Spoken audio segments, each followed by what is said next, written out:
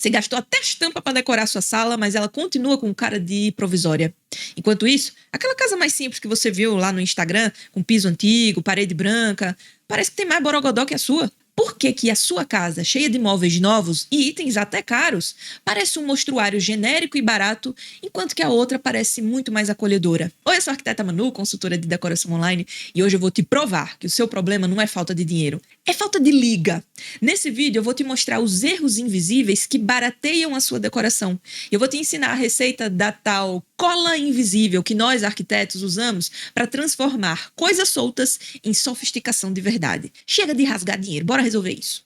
Existe um mito gigante que a indústria da decoração tenta te vender todos os dias. É aquela ideia de que se você comprar a peça X ou o móvel Y que está na moda, a sua casa vai ficar automaticamente sofisticada.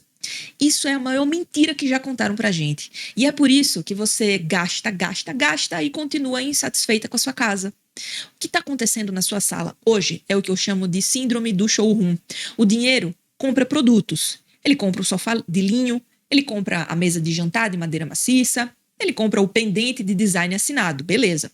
Mas o dinheiro por si só não compra a atmosfera do ambiente. Para te explicar isso melhor, imagine que você vai cozinhar um jantar super especial. Aí você vai naquele mercado mais caro da cidade, compra trufas brancas, caviar, chocolate belga, picanha wagyu, ingredientes caríssimos, certo? Aí você chega em casa, você simplesmente joga tudo isso dentro de uma panela só, mistura lá e serve. Vai ficar bom? Não, vai ficar intragável. Você gastou uma fortuna para criar uma gororoba gourmet. Na decoração é a mesma coisa. Quando você compra peças isoladas porque você achou bonita na loja ou porque você viu na casa lá da blogueira, sem pensar em como elas conversam entre si, você está criando um Frankenstein decorativo. Você tem várias peças lindas gritando por atenção ao mesmo tempo. E o resultado visual é ruído, é barulho. Nosso cérebro busca harmonia e padrões. Quando ele entra em um ambiente onde o tapete não conversa com a cortina, onde a luz briga com a cor da parede, onde os móveis parecem estar soltos no espaço, seu cérebro lê essa confusão como bagunça. E visualmente falando, bagunça é percebida como algo barato, como algo provisório, sem cuidado. É por isso que aquela casa simplesinha que você viu no Pinterest, que tem só, sei lá, um piso de taco velho, uma parede branca e uma planta bem posicionada, parece infinitamente mais elegante do que uma sala cheia de móveis novos e caros, mas mal diagramados. A casa simples tem coerência. A casa cara e bagunçada tem dissonância. O segredo que os arquitetos guardam as 7 chaves não é o que comprar, mas sim a cola visual que une tudo isso. A sofisticação mora na relação entre os objetos, no espaço vazio entre eles, na luz que bate neles. É essa liga invisível que transforma um amontoado de móveis em um lar com alma e com cara de caro. Se sua casa parece barata, simplória, não é porque você precisa comprar mais coisas. Pelo contrário, é provável que você precise parar de comprar e comece a conectar o que você já tem. E para fazer isso, você precisa dominar os ingredientes dessa cola visual. Vamos pintar um cenário aqui que talvez seja dolorosamente familiar para você. Você passou meses planejando. Você juntou dinheiro, parcelou no cartão, brigou com o empreiteiro, suportou a poeira da reforma. Minha amiga, na sua cabeça, o plano era perfeito. Você escolheu o porcelanato mais brilhante da loja, porque o vendedor disse que ampliava o ambiente. Você comprou aquele sofá retrátil gigante, cinza, super confortável. Investiu no teto de gesso rebaixado com iluminação de LED colorida ou aqueles spots, né, que parecem mais estrelas. No papel, tinha tudo para ser a casa dos sonhos, digna de novela das 9. Mas aí a obra acaba, os móveis chegam, você coloca tudo no lugar e nada. Você senta no sofá e olha em volta. O ambiente tá limpo, tá novinho, tá tudo organizado, tudo com cheirinho de loja. Mas a sensação é fria, é impessoal. Parece que você tá visitando o consultório de um dentista chique ou, sei lá, o saguão de um hotel corporativo. Não tem aquele abraço, sabe, que uma casa deveria dar. Pior ainda, parece que as peças não conversam. O tapete parece que some no piso escorregadio, o sofá parece um trambolho grande demais para sua sala e a luz deixa tudo com a cara pálida. E aí vem a parte que mais dói. A comparação. Você vai visitar uma amiga, ou sei lá, você vê uma foto no Instagram de uma casa que, se você colocar na ponta do lápis, custou um terço da sua. Pode ser um apartamento alugado, com um piso de taco antigo, umas paredes pintadas de off-white, uma poltrona que ela herdou da avó e reformou, muitos livros, plantinhas. E magicamente aquela casa parece infinitamente mais sofisticada que a sua, porque ela tem borogodó. Ela é chique de um jeito despretensioso. Você volta aí para sua casa e sente uma mistura de raiva com desânimo. Você pensa, meu Deus, onde é que foi que eu errei? Eu comprei tudo do bom e do melhor. E é aqui que mora o perigo. A maioria das pessoas, nessa hora, tenta resolver o problema gastando ainda mais. Acha que a sala tá vazia ou tá sem graça e sai comprando enfeite, quadros aleatórios, almofadas coloridas, tentando preencher o vazio. Mas a verdade é que essa sensação de casa barata ou casa amadora não vem da falta de objetos. Ela vem de uma desconexão emocional. Você criou um cenário, um showroom, um decorado de construtora.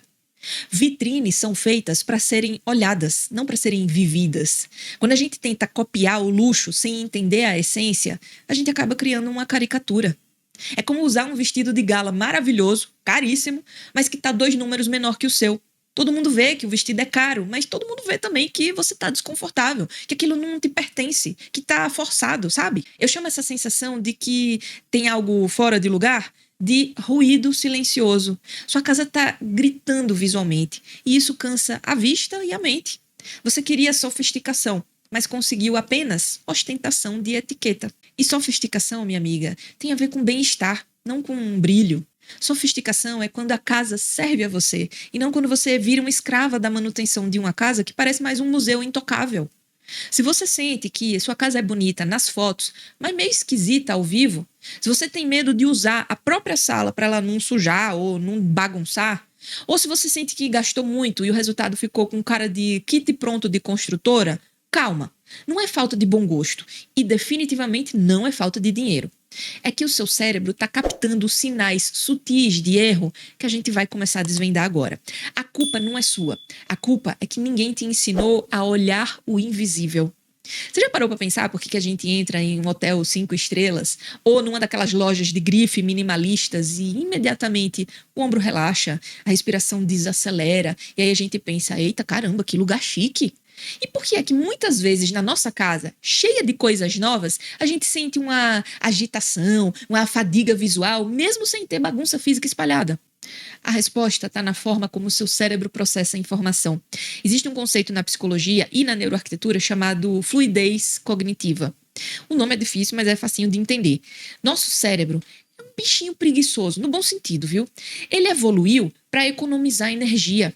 Ele ama padrões, ele ama simetria, ama repetição e, principalmente, ele ama entender o ambiente rápido. Quando um ambiente tem uma linguagem clara, uma paleta de cores coerente e materiais que conversam entre si, seu cérebro escaneia o espaço sem muito esforço.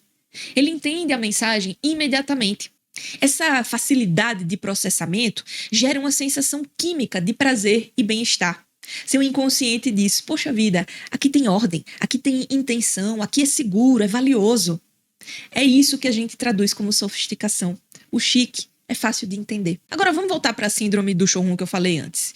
Quando você compra peças isoladas e até caras, pode ser, sei lá, um piso brilhante que imita mármore Carrara, pode ser um painel de madeira ripada escura, ou, sei lá, um sofá de veludo azul, almofadas estampadas, um tapete felpudo cinza e uma cortina com ilhóis cromados. Você está criando aí uma bomba de estímulos. Cada um desses materiais tem uma textura, uma temperatura de cor, um nível de reflexo e uma linguagem bem diferentes. Quando você coloca tudo isso junto, o seu cérebro entra em parafuso. Ele precisa gastar uma energia absurda para tentar conectar o piso frio com a madeira quente, com o brilho do cromado, com o fosco do linho. É muita informação desconexa competindo pela sua atenção nesse momento. Isso gera o tal do ruído visual. É como se todos os instrumentos de uma orquestra decidissem tocar o solo ao mesmo tempo, no volume máximo. Pode ser que o violinista seja o melhor do mundo, nesse caso o seu sofá caro, e pode ser que o pianista seja um gênio. Vamos considerar que é o seu piso nobre. Mas se ele não tocar a mesma música, o resultado é barulho. E barulho chato. Então preste atenção nisso agora. O cérebro humano associa instintivamente ruído e caos a algo de menor valor, sabe? Algo precário, algo barato. A falta de planejamento transmite amadorismo. É por isso que uma casa muito cheia de informação, mesmo que seja tudo caro, parece mais pobrinha visualmente do que uma casa coerente e modesta, onde está tudo no lugar certo. Outro ponto super importante é a hierarquia visual. Num ambiente sofisticado, existe um protagonista e os coadjuvantes. O olho sabe para onde olhar. Na casa que sofre desse barateamento visual, tudo grita ao mesmo tempo. O teto rebaixado com 30 spots de luz, briga com o brilho do piso, que briga com a estampa da almofada. Quando tudo é destaque, nada é destaque. E quando nada é destaque, a sensação é de desordem.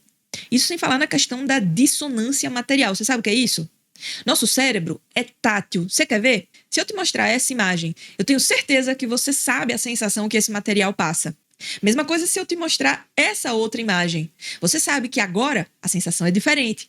Mas o mais interessante é que, mesmo sem tocar no material, os seus olhos sentiram maciez, conforto, aconchego na primeira foto e dureza, rigidez, frieza na segunda. Quando você usa materiais que tentam imitar outros, como por exemplo o porcelanato que finge ser madeira, ou o vinílico que finge ser pedra, ou quando você mistura materiais naturais com sintéticos de baixa qualidade, o cérebro detecta a mentirinha. Essa falsidade material gera uma desconfiança inconsciente. O ambiente parece um cenário fake, frágil, como se fosse feito de isopor, e não uma construção sólida e perene. Então, entenda, a sua frustração não é frescura. É o seu sistema nervoso reagindo a um ambiente que exige demais dele. O baratinho, né, o simplório que você sente é, na verdade, cansaço mental. Mas calma, calma que para resolver isso a gente não precisa jogar tudo fora, não. A gente só precisa afinar esses instrumentos e dar o ritmo certo. E é aqui que entra a tal da cola visual que eu comentei no começo do vídeo. Existem 2 ingredientes principais que funcionam como se fosse o maestro dessa orquestra, acalmando o seu cérebro e trazendo a percepção de valor de volta. Quer saber que ingredientes são esses? Só te conto se você deixar um like nesse vídeo agora, viu? Tô brincando, eu vou te contar sim, mas se você deixar um like também vai ajudar demais o canal. Agora que você já entendeu que o seu cérebro vive confuso com o excesso de informação, bora falar do primeiro ingrediente da nossa cola visual? Esse é, sem dúvida nenhuma, o erro mais comum e mais devorador de orçamentos que eu vejo nas minhas consultorias. O maior sabotador da sofisticação no Brasil é a cultura da luz de farmácia. A gente tem essa mania de achar que ambiente iluminado é aquele que tem uma lâmpada branca, fria, bem forte no centro do teto, clareando tudo, igual ao sol do meio-dia. Se você tem móveis caros e usa uma lâmpada de luz fria, aquela bem brancona, meio azulada, na sala ou no quarto, sinto te dizer, você está jogando seu dinheiro no lixo. A luz branco, fria, achata a decoração. Ela mata as texturas. Sabe aquele sofá lindo de linho? Com a luz branca, ele parece um tecido sintético liso. A madeira natural fica com cor de plástico. A luz difusa e forte elimina as sombras. E a sofisticação precisa de sombras. É o jogo de luz e sombra que cria a profundidade, que mostra que o tapete é felpudo, que a cortina tem dobras, que o vaso tem relevo. Sem sombra, sua casa vira uma imagem 2D, chapada, sem vida. Para criar aquela atmosfera de casa cara e acolhedora, você precisa baixar a temperatura dessa luz. O luxo é quente. Estamos falando de lâmpadas com temperatura de cor entre 2.700 e 3.000 Kelvin. Aquele branco quente, amarelinho. Essa luz funciona como uma cola visual para os elementos. Ela faz a madeira conversar com o tecido porque ela banha tudo com a mesma tonalidade dourada e suave. Ela acalma o tal do ruído visual que eu falei agora há pouco. E para você que está me vendo agora e está pensando que luz amarela te deixa tonta, ou que não ilumina direito, ou que você não se sente bem com luz amarela, eu tenho uma coisa para te dizer. Eu aposto com você que as lâmpadas amarelas que te fazem pensar tudo isso são luzes com IRC menor que 80. Provavelmente você comprou uma lâmpada com IRC 70 ou até menor. Eu não vou entrar aqui em detalhes técnicos sobre o que é isso para não fugir muito do assunto do vídeo, mas o que eu quero deixar registrado aqui é que a culpa não é da luz amarela, a culpa é da lâmpada que foi comprada errado. Experimente uma luz de temperatura ali de 4.000 Kelvin com IRC de 90 e aí depois você vem dizer aqui se você sentiu a diferença. E ó, não é só a temperatura de cor da luz não, tem a posição dela também. Uma única luz branco-fria no teto cria aquele efeito sala de interrogatório, sabe? Para trazer sofisticação para sua casa, você precisa colocar luz na altura dos olhos também. Abajures, luminárias de piso, arandelas, é isso que cria a cena. Começa a reparar em ambientes que têm uma atmosfera mais acolhedora. Raramente tem uma única luz forte no teto ofuscando a sua vista. A luz está sempre bem distribuída. Ela vem de baixo, vem dos cantos, vem da altura dos olhos, sempre criando essas ilhas de interesse. Então, antes de trocar o sofá achando que ele é feio, experimente trocar a lâmpada. Tira aquele plafond de vidro jateado que deixa a sala meio leitosa e coloque luzes pontuais focando no que você tem de bonito. Ilumine o quadro, ilumine o canto da poltrona, ilumine itens de interesse, áreas de passagem. O resto pode deixar na penumbra para dar essa aura de mistério, né, que traz bastante sofisticação. Mas aí você pode pensar, Tá, mano, eu entendi da luz, mas que tipo de luminária eu compro? Compro um pendente meio industrial? Ou um abajur clássico? Ou sei lá, um trilho moderno? e é aqui que muita gente trava e volta a errar, comprando a luminária errada para o estilo da casa, criando mais daquela bagunça visual. Não adianta colocar um trilho de spots preto industrial se a sua sala tem uma pegada mais clássica ou mais romântica. Ele vai parecer um intruso no teto. Até dá para fazer, mas tem que ter técnica. A iluminação precisa seguir a linguagem da sua decoração. Mas você sabe qual é essa linguagem? É muito comum a gente gostar de tudo um pouco e aí acabar com uma casa que não é nada. Para você aplicar essa cola visual da iluminação e dos móveis certos, o primeiro passo obrigatório é o autoconhecimento. Você precisa definir o DNA da sua casa. Por isso que eu criei o quiz de estilo Simples Chic. É uma ferramenta rápida e até divertida, onde eu te faço algumas perguntas estratégicas sobre suas preferências, coisas que nem parecem de decoração. E no final, eu te dou um diagnóstico do seu estilo predominante. Saber qual é a alma da sua casa é a bússola que vai impedir você de comprar uma luminária errada ou um tapete que não combina. O link para o quiz está aqui no primeiro comentário fixado. Faça o teste rapidinho e descubra quem é a sua casa na fila do pão da decoração. Isso vai te economizar milhares de reais em compras erradas no futuro, vai por mim. Beleza, agora que a gente já resolveu a atmosfera com a luz certa e você já vai descobrir o seu estilo fazendo o quiz, falta o segundo ingrediente dessa cola. Aquele que faz tudo parecer maior e mais imponente do que realmente é. É nesse momento que eu preciso te dizer que, minha amiga, tamanho é documento sim. Sabe quando você vê um homem vestindo um terno caríssimo, sei lá, de marca italiana, mas a calça tá curta demais e o paletó tá apertado, repuxando o botão? O terno pode ter custado milhares de reais, mas o visual ficou meio desengonçado, né não? Ficou com um cara de que ele pegou a roupa emprestada do irmão mais novo. Na decoração, o erro de escala é exatamente isso. É um detalhe que acaba desvalorizando todo o investimento que você fez, passando uma impressão de improviso em vez de sofisticação. E, infelizmente, a maioria das pessoas comete esse erro por medo. Medo de o móvel ficar grande demais, medo de entulhar a sala, ou simplesmente por falta de noção espacial mesmo. Então, o segundo ingrediente da nossa cola visual é a generosidade nas medidas. Vamos falar do maior crime que se comete contra uma sala de estar? O tapete selo de carta. Você investiu num sofá lindo, numa poltrona de design maravilhosa, uma mesa de centro lindona. Aí você vai e coloca um tapetinho de 1,5 m por 2 m lá no meio, que mal encosta nos pés do sofá. Visualmente, você sabe o que acontece? Em vez de colar os móveis e criar uma ilha de convivência na sala, o tapete separa tudo. O sofá fica de um lado, a poltrona do outro, um tapete boiando sozinho no meio ali, igual uma ilha deserta. Isso cria aquela sensação de móveis soltos que eu falei no começo. O cérebro olha e pensa, não é possível, faltou dinheiro para comprar o do tamanho certo, será? Para sofisticar, o tapete precisa ser a base, a fundação. Ele tem que abraçar os móveis. Ele precisa entrar pelo menos uns 20 centímetros embaixo do sofá e chegar até a poltrona. Quando o tapete é generoso, ele delimita o espaço e diz para o cérebro: tudo isso aqui é um todo. A sala parece imediatamente maior, mais organizada e, consequentemente, mais cara. O segundo pecado da medida errada que muita gente comete é a famosa cortina pula brejo. Sabe aquela cortina que termina, sei lá, um palmo para baixo da janela? Isso destrói o pé direito da sua casa. O luxo aqui mora na sobra. A cortina chique tem que dar aquela bitoquinha no chão ou ficar no máximo um dedinho acima dele. E quanto mais volumosa em tecido, mais sofisticada ela aparenta ser. Aquelas cortinas que criam ondas com volume, com textura que traz aconchego, sabe? Aquilo sim é o puro suco da sofisticação. E por favor, viu? Instale o varão mais alto possível, lá perto do teto, e não logo acima da janela. Isso alonga a sua parede e faz o seu ambiente parecer muito mais chique. Quer ver outro erro de medidas que deixa qualquer ambiente parecendo simplinho demais? A síndrome da parede pelada.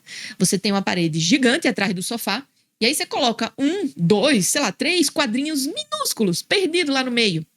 O tamanho do quadro tem que ser proporcional ao tamanho da parede, ou então do móvel que está embaixo dele. Quadros pequenos em paredes grandes parecem adesivos soltos. Se você não tem um quadro grande, que costuma ser caro, usa criatividade. Faça uma composição com vários quadros menores que juntos formem um bloco visual grande. Ou use uma tapeçaria, um espelho grande apoiado no chão, enfim. A regra de ouro aqui é a seguinte: antes um objeto grande e impactante do que 10 coisinhas pequenininhas espalhadas. E certeza que minhas alunas agora lembraram do que eu falo lá nos meus treinamentos, né? Troque vários por um só. É porque muitas peças pequenas geram ruído visual. Olha o tal do ruído visual aí de novo. Uma peça grande gera um ponto focal e um descanso para os olhos. Um vaso grande, ou com folhagens ou galho, sei lá, numa mesa lateral, vale muito mais do que 15 bibelôs espalhadinhos sem nenhum critério. Quando você acerta a escala, um tapete grande, cortina volumosa e do teto ao chão, quadros proporcionais, aí sim você cria a estrutura, né? O esqueleto que segura a decoração. E se o esqueleto é forte, você pode colocar um sofá mais simples do mundo que ele vai parecer nobre. Agora, se o esqueleto é fraco, com tudo desproporcional, até o sofá italiano vai parecer peça de liquidação. Agora que a gente já colou a sua sala com a iluminação certa e ajustou o tamanho da roupa da sua casa com a escala correta, a gente chegou no momento da verdade. Você aprendeu que o barato visual não é culpa da falta de orçamento, mas sim daquele ruído visual que a gente cria quando compra coisas sem critério. Você entendeu que a iluminação de farmácia mata o clima e que a falta de generosidade nas medidas faz tudo parecer encolhido e improvisado.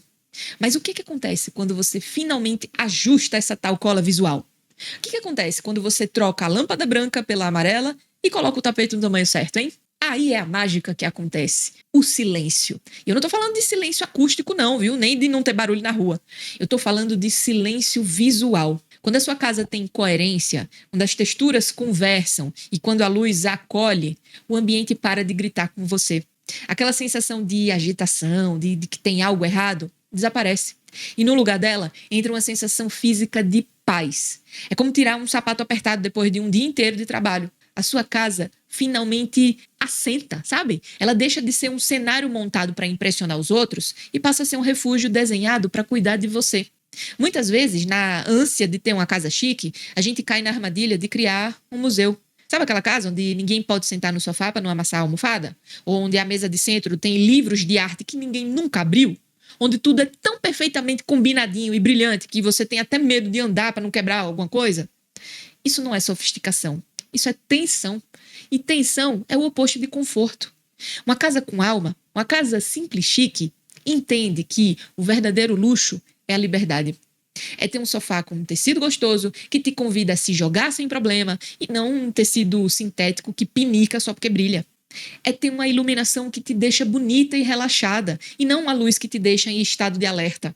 É entender que um arranjo de flores colhidas no jardim ou galhos secos num vaso de barro tem muito mais valor estético e emocional do que uma escultura de resina dourada comprada numa loja de R$1,99. A sofisticação mora na autenticidade. Ela aceita as imperfeições. Uma madeira natural que tem veios e manchas é infinitamente mais chique do que um plástico que tenta ser perfeito. Um tapete de fibra natural que tem textura é mais interessante do que um sintético liso. Sabe por quê? Porque conta história, porque tem verdade. O cérebro humano, como a gente viu, ama a verdade.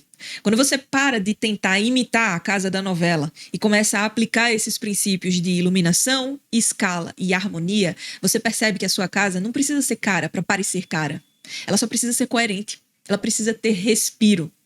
Lembra da casa simples com taco e parede branca toda chiquetosa que eu comentei no começo do vídeo? O segredo dela é que ela não tem excessos. Ela não tem coisas entulhando a visão. O que ela tem, ela valoriza. Ela dá espaço para o móvel respirar. O luxo adora o equilíbrio. E o vazio é justamente o que permite que a beleza das coisas que você tem realmente apareça. Quem tem segurança no seu estilo próprio não precisa preencher cada centímetro quadrado da parede, não. Então, minha proposta final para você é a seguinte: pare de olhar para sua casa como uma lista de compras de coisas que faltam. Falta comprar isso, falta trocar aquilo. Comece a olhar para sua casa para o potencial do que já está aí. Talvez você não precise de um sofá novo. Talvez você só precise de uma manta generosa, jogada aí, dobradinha por cima, e uma luz lateral amarelada para criar uma cena de cinema. Talvez você não precise trocar o piso. Você só precisa, talvez, de um tapete bem grandão que cubra boa parte dele e conecte os móveis. A casa barata é aquela que se esforça demais para parecer rica. A casa sofisticada é aquela que não faz esforço nenhum, porque ela foi pensada para funcionar. Tudo flui. Tem um mantra que eu sempre repito aqui no canal, né? Se você não vai reformar a sua casa, é você que tem que se adaptar a ela e não ela a você. Só que se adaptar não significa aceitar o que é feio ou simplório.